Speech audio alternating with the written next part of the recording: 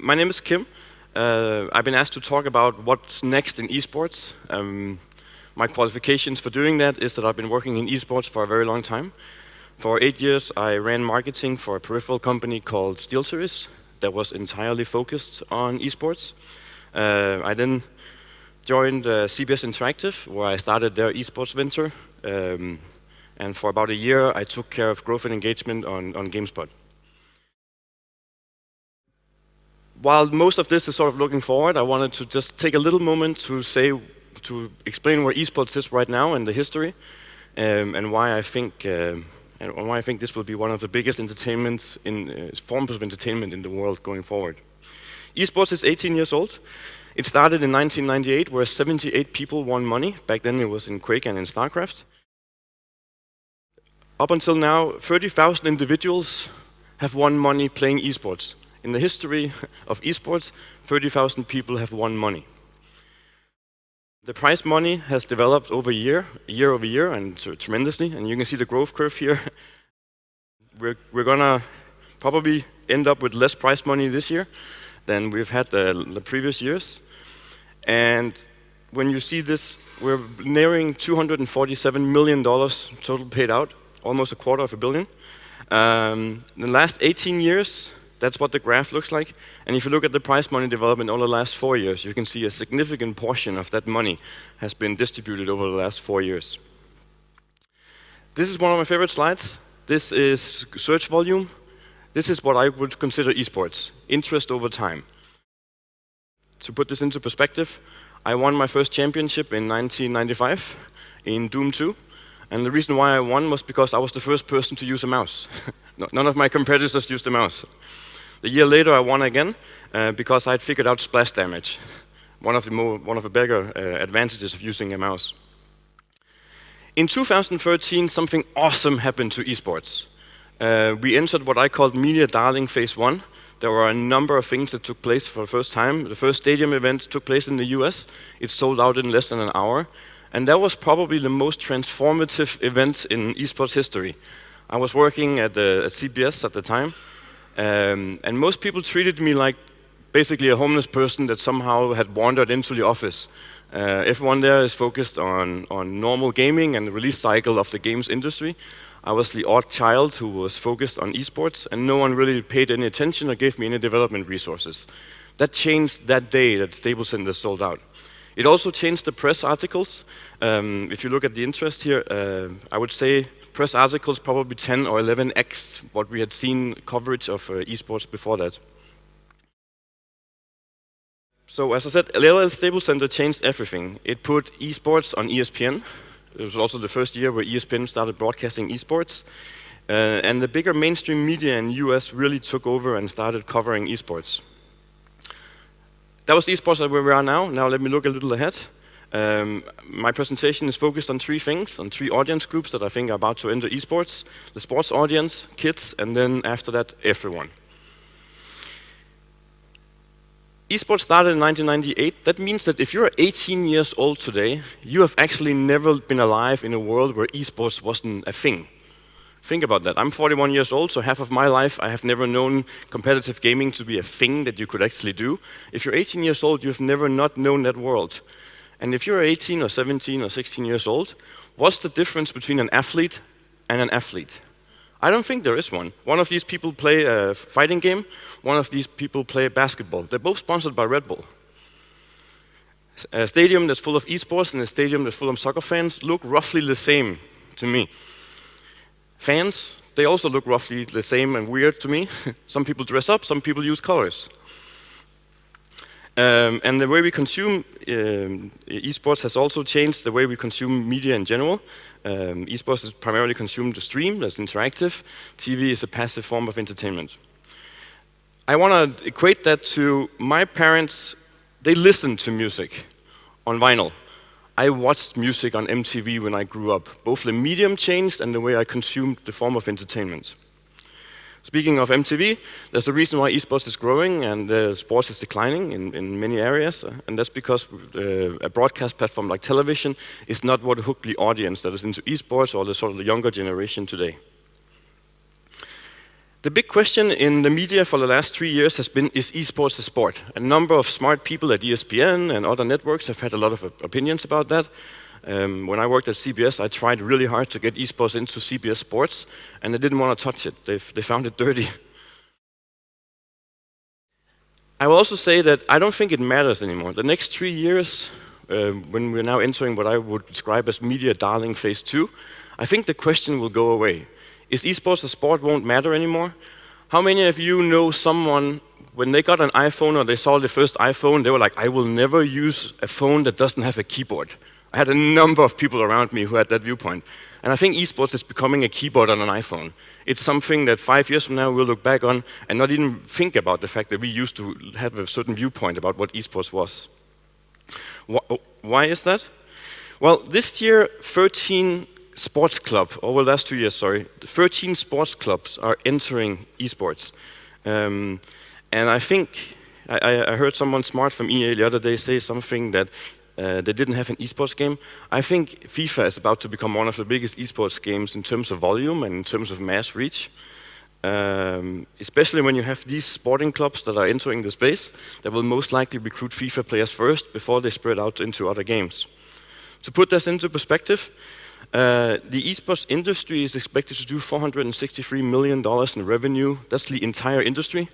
Manchester City, one of the teams that are now entering sports, did $517 million in revenue last year.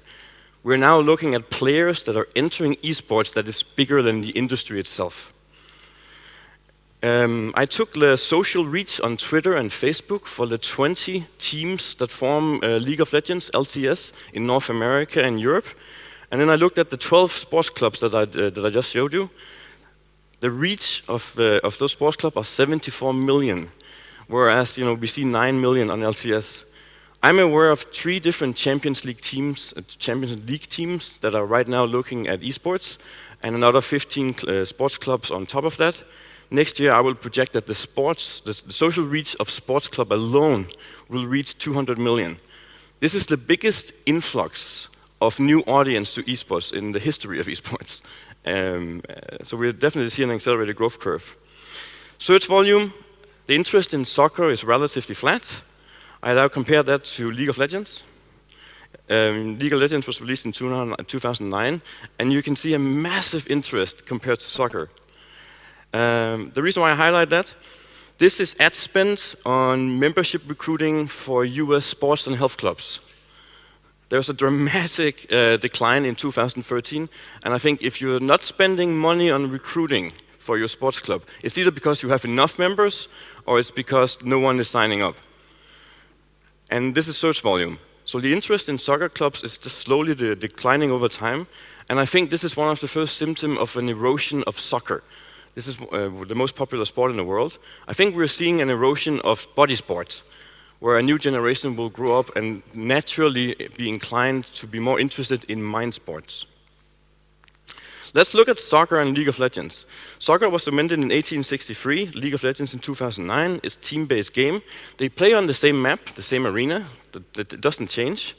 One of them is the fastest growing sport in the world, and one of them is the most popular one.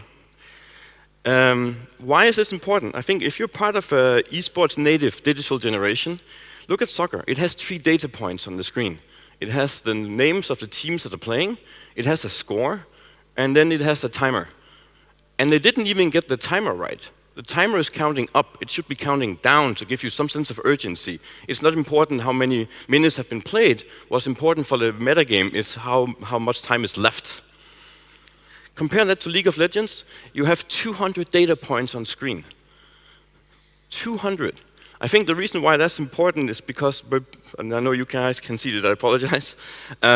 Why do people play League of Legends? Well, they do it to watch high-level game, to improve their own gameplay.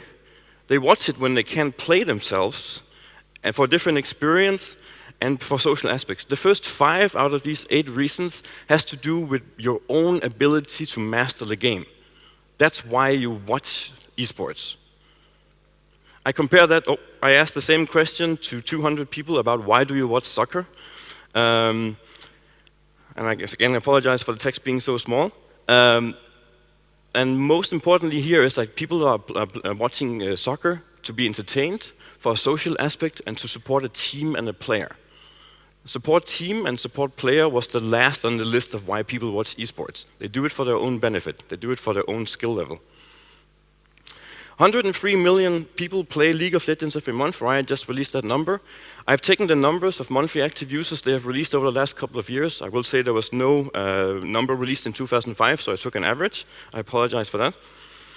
I now compare that to the World Finals. When League of Legends does their World Finals, here's the number of people that tune in compared to the number of people who play the game.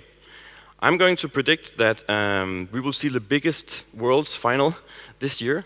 And we'll do that because it will happen in the US. And if you look at 2012 and 2013, the finals took place in the US. There's a much, much higher percentage of monthly active users that would actually tune into the World Finals. This year it happens again in the US, so that's why I'm predicting probably 45 to 50 million people will tune into Worlds. If I'm right in that, then let's look at the historical graph of esports versus sport. This is the NBA and the MLB finals over the last 3 years compared to Worlds. You can see the League of Legends is already, the World Finals is already doing much higher number than we see in traditional sports. That's something that we don't spend a lot of time talking about. The NBA Finals this year has already taken place. The MLB Finals haven't taken place yet, but they had an all-star game that had a 17% drop in viewership.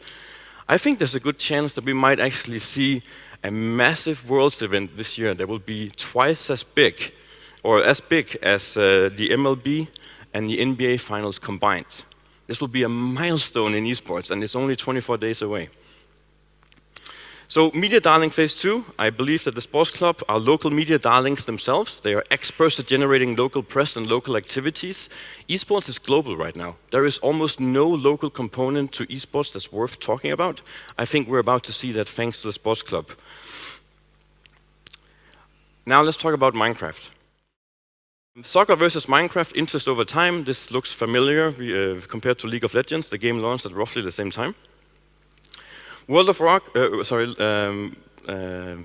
Minecraft has 40 million active users a month. Compare that to Counter-Strike Go, which has 9.6, Dota 2 that has 13 million, and 103 million on League of Legends. This is a big game. Why is this important? Well, I think it's important because esports is entirely a social media experience. It lives and breathes online. There is no offline component worth mentioning. I can't even buy a piece of fan art right now. The industry hasn't reached that point yet. When I go on Facebook, I stalk my ex-girlfriends, and then I passively aggressively like, I update, I make people think that I'm still alive and that I care about them. When kids go online on in Minecraft, they are basically joining what I would consider a social media platform. That is where they interact, that's where they work together, and that's where they meet friends. That's also a generation of consumers that I would almost call content whales. When you've grown up digitally and you have access to digital content everywhere, you consume a lot of it. And we're seeing this new audience consume a massive amount. I compared Twitch, Minecraft and League of Legends on Twitch versus YouTube. As you can see, Minecraft is phenomenally big on YouTube, where League of Legends is disproportionately big on Twitch.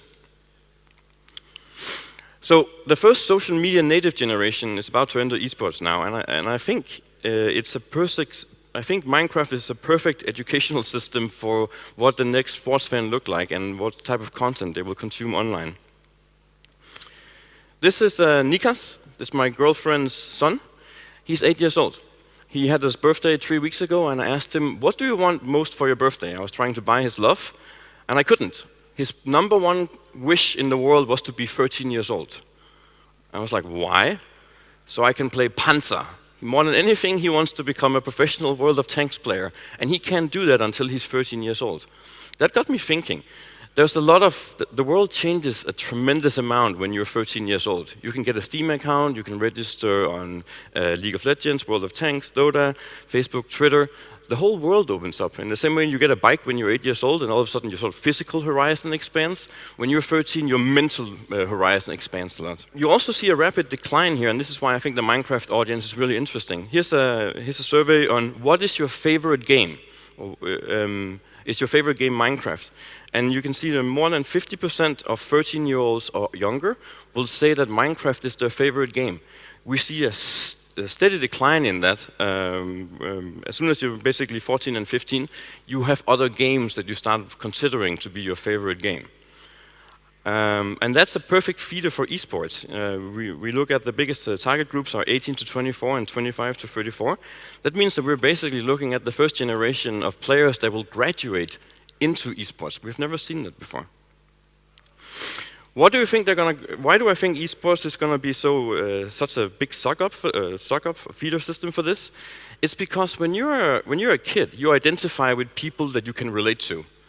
And I think it's a lot harder to relate to a 20-year-old professional soccer player than it is to present to Sumail here. He's aged 17 years now. He's basically been playing his entire life, and he's won almost $3 million. I guarantee you that there will be more 13-year-olds that will start worshiping him than Ronaldo. Here's an average age of players in MLB, NBA, and Champions League. The average age for an LCS player is 20 years old. It's roughly 27 and 28 for the established sports leagues. That's why I think this will be such a massive draw for kids. The last game I want to talk about is Clash Royale. It's off to a great start. Here's search volume interest over time.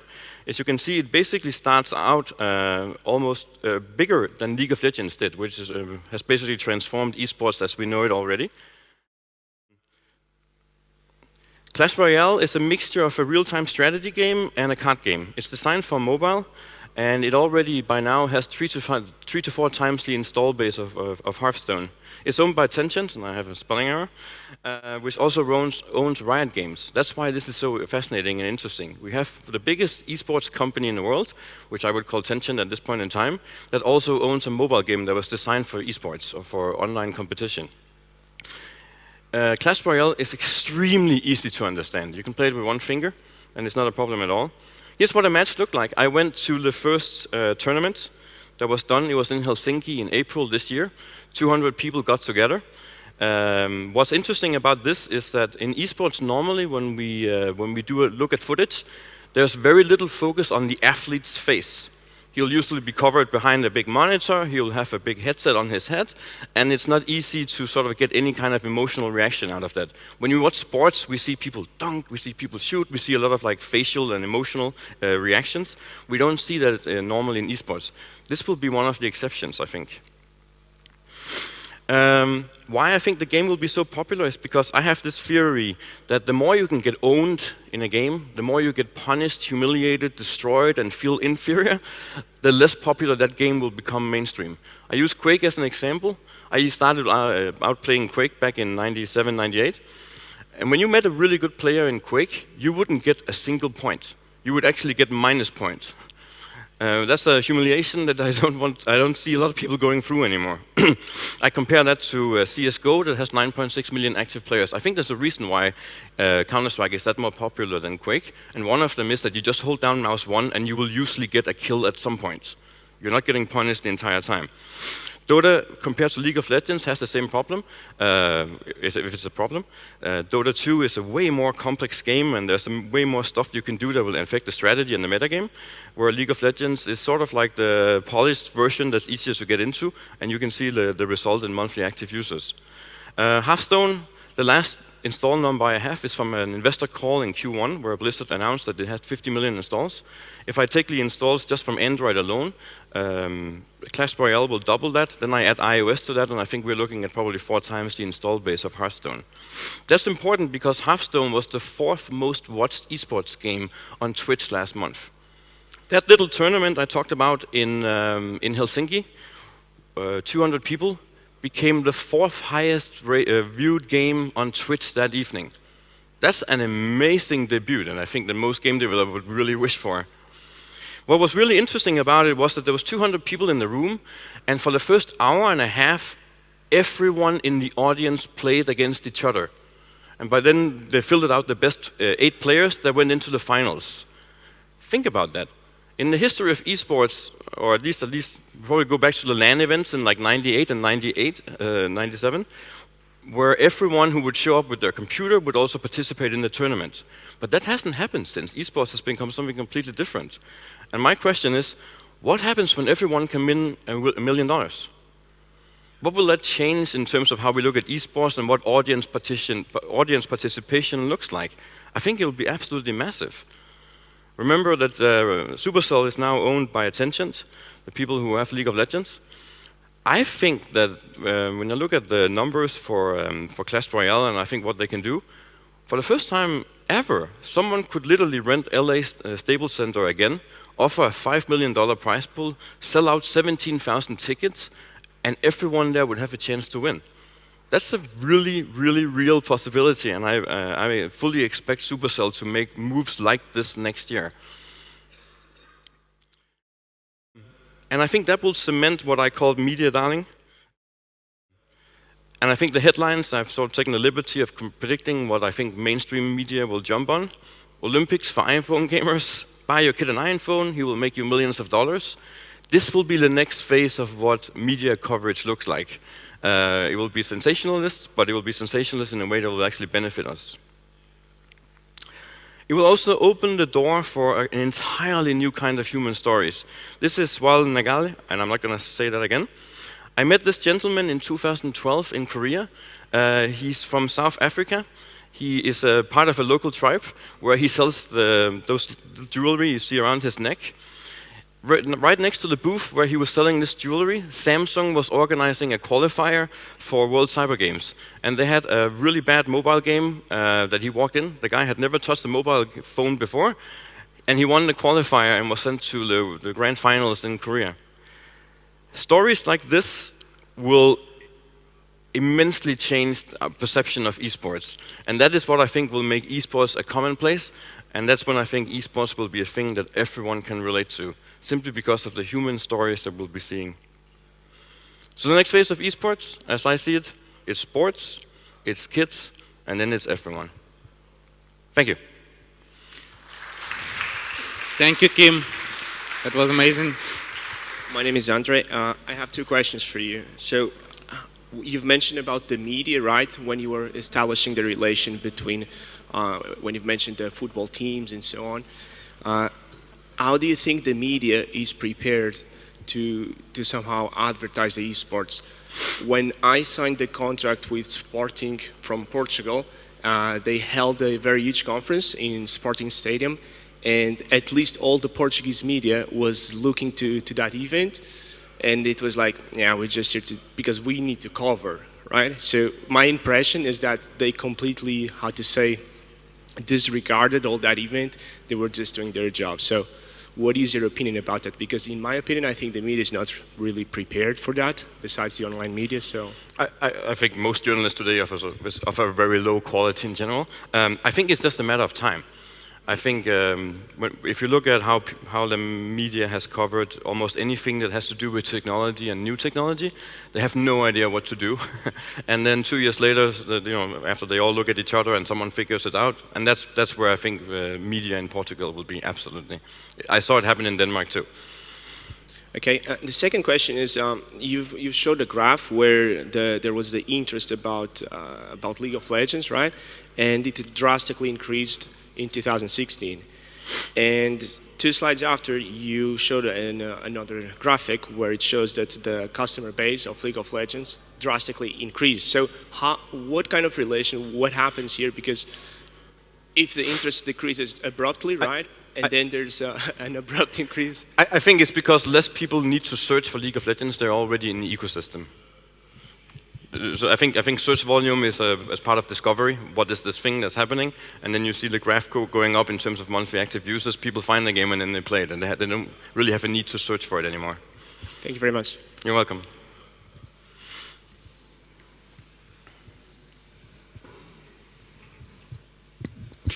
Hello, Kim. Thanks a lot. It was very interesting. You know, when you're talking about big football clubs,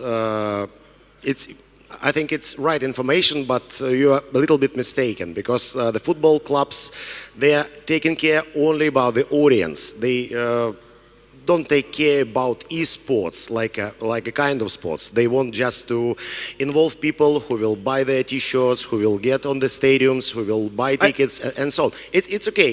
It's okay because 8 years ago I was employee of the biggest football club in Ukraine, the famous one, and I was the first person who wanted to explain that social networks are very important. And one problem with the football clubs and the esports clubs that they really don't care about the industry. And question for you, it was very interesting, it was very nice, but nobody can right now regulate the system. Yes.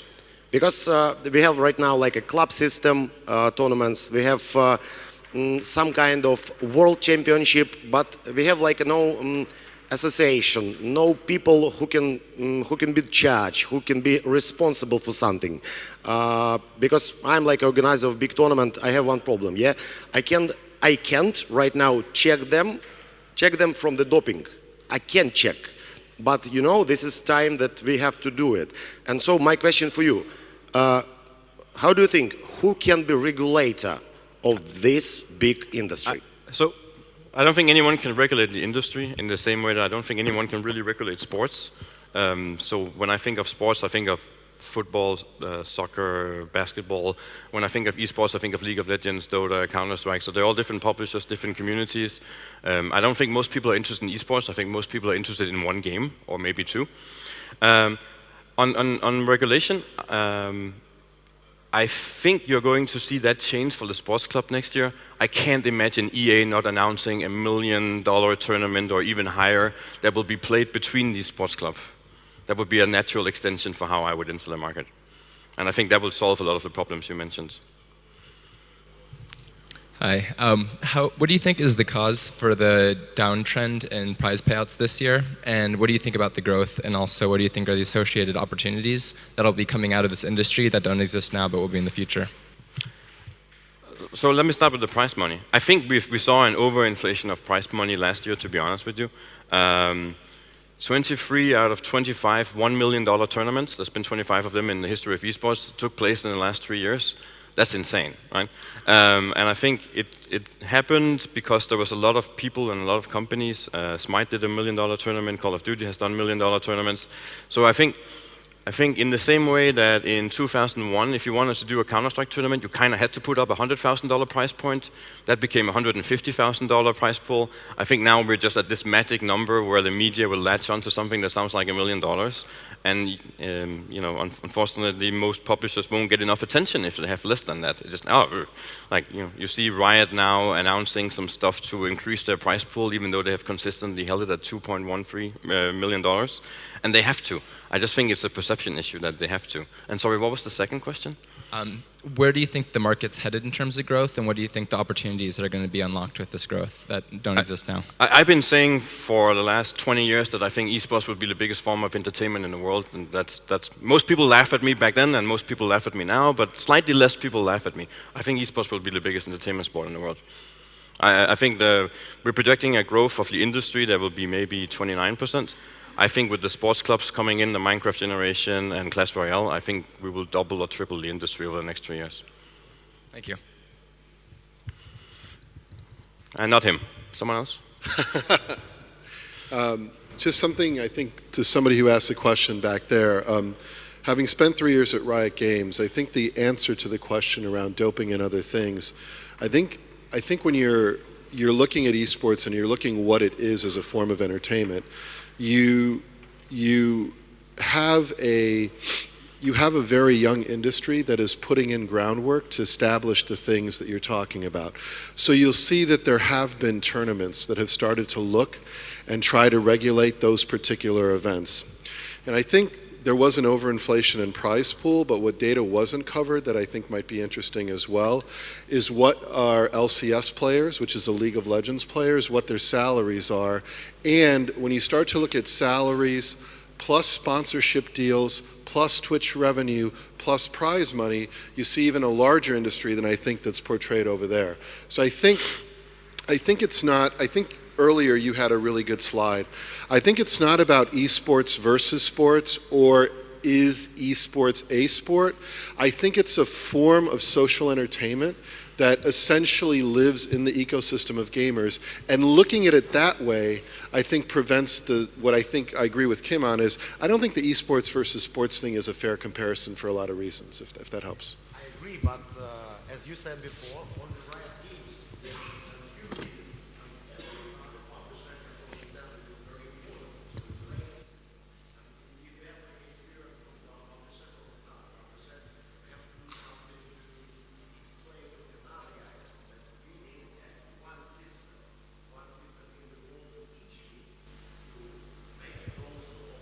Yeah, I think that, so to give an example,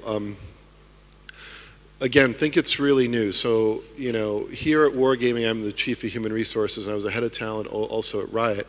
And at Riot, one of the things that I was involved with that I think sort of begins the path was how we got visas for all of our players to come play in the US. So we had to work closely with the United States government to get the right category of visa to have people come in and be players and be able to live and work in the United States.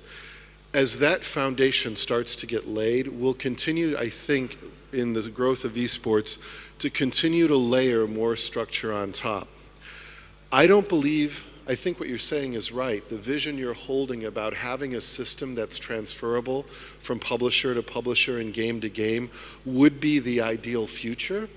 I think right now, because esports is so dominated by one game, and then as time goes on, more and more game developers, I believe, will be looking at this space and saying, I need to design the experience from the beginning to include the esports component.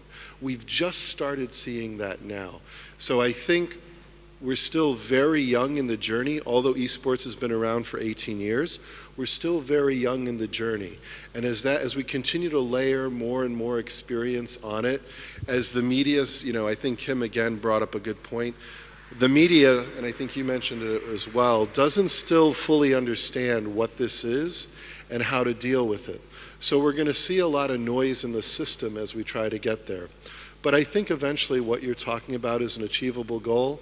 What I don't think we know are what are the right steps to get there. What comes first? How do we organize it, especially as games and other things change? Hi, a question on mobile esports. You mentioned Supercell, who made it work with Clash Royale and in real time. But for any other studio pursuing mobile esports, do you recommend to take the same route, or do you recommend to actually have perhaps a PC port of the same game? Because if you look at Clash Royale, it can work with mouse and keyboards. And when you look at all the logistics involved in running tournaments, like stability of the network, and the form factor of the screen and the ability to broadcast these things, perhaps even mobile developers should have a PC port just for that purpose? If I was running a development studio, I'm absolutely not, I'm an amateur in that, I would focus on mobile right now. I think the next growth phase for esports will absolutely be mobile. And I more than anything think that because the PC space will be incredibly crowded to get into. I think the stickiness effect of someone who's playing Dota, League of Legends, or Counter-Strike right now will be really hard to pull away from their game. I think they're very invested in those games at this point in time. I would go after a new generation. Yes. Absolutely. And so I'll give you an example. Most of my colleagues in the esports space think I'm like not racist enough because I look at mobile games, that they believe that esports is entirely PC and then maybe a little on console and absolutely not on mobile. I think if you have spent the last 18 years working in esports and people have laughed at you because you play computer games for a living, you can't afford to have that viewpoint. A platform is a platform, competition is competition. Cool? Can you share your experience with developing of esport infrastructure, not just paying prizes or viewer, but infrastructure from preparing esportsmen from lower level to higher level? Like you compare in real sport, where this infrastructure already built from child school, junior school, Premier League, Champions League. What the development this infrastructure in esport in future, you think? How you imagine this? Yes. So I've never touched that side of it, but I can tell you what I know, and maybe Jerry will be better at answering the question. I think the only publisher that's done that well is LCS, or the Riot Games, because they have a feeder system, right? They have a challenger system where you can actually go in and you can grow. And I don't think it's coincidental that we have that system for League of Legends, and it's the most popular esports game on the planet. I think those two are very closely related. I think if I'm 13 or 14, I can see a path to go there. That is not just me showing up and hopefully be so good that someone notices me. Yeah, let me add something to that too. I would actually say that as much as for Riot, Challenger and League of Legends going from your Challenger into LCS was a good model. Actually, the place I think that the feeder system is actually more developed is in China. So if you were to go to China, the number of sort of A-level, high school level people that are in clubs and in programs regarding League of Legends is fairly significant. What drove the opening of the Shanghai office for Riot, what drove our presence in Hong Kong getting closer to China, was that there already were organic systems developing locally at the high school and college level, university level in China. So there is infrastructure in parts of the world that we can use as an example. I think part of it right now is still organic and cultural because let's take South Korea or China. The visibility of being a sports star, an esports star, is more accepted and encounters less cultural resistance than other places. I think in some parts of the world it's harder to have a young child be inspired to be an esports star because there's still skepticism. So I think it's very possible. I know what the Chinese have done I think is a really good model. Your question about will there be a feeder system everywhere, it's an evolution, right? It's not something that's going to happen overnight. It's going to take a conglomerate of forces. But what I do agree, what Kim said that I thought was true, I'm 46. What I think in about 10 years, no one will care what I think. Because the young people will come forward and they will want the content they want and they will want the systems. And the people today who are esports fans, they're going to get older, they're not going to play anymore, but they're going to be passionate to help create those systems. And now we'll have a much larger talent pool of experienced people who can help create the right systems to form more consistent esports leagues. I think it's happening. And I think over the next several years, we're going to see a lot of that start to come up in different ways. I want to add one other point, and that is, remember, it's also a very historic time because for the first time in the United States, universities were offering scholarships for players to come get education as League of Legends players, to form collegiate teams. We saw Blizzard take Hearthstone and do Heroes of the Dorm, again, connecting education and gaming in the same way I think traditional sports has been very good to connect the two. So I think if we see more of that activity, as we see in China, as we see with scholarships developing, again, we'll start to see broader acceptance because parents will be more comfortable if their children are in a university setting playing esports than if they have to make a choice between university and esports. And those are some of the things I think that we're going to see.